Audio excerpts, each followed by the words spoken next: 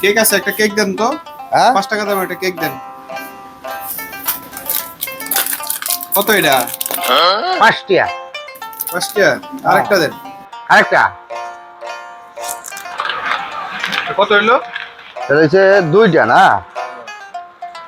5 যোগ 5 সমান 5.50 টাকা।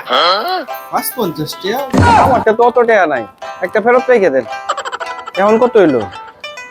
তাহলে এখন হচ্ছে মাইনাস 5 50 টাকা দিন তাহলে কত টাকা তো নাই, এটাও রেখে দেন। দেন কি জানি জানাইছেন না অত টাকা নাই। রাখ, এটা নাও। ঠিক আছে, রেখে দেন জায়গা। হ্যাঁ কে রাখে দিন কারণ হিসাব আছে। আমরা 45 টাকা দি ভাই। 45 টা হইছে, আমি তো কিছুই নিলাম না, 45 টা হয়ে গেছে।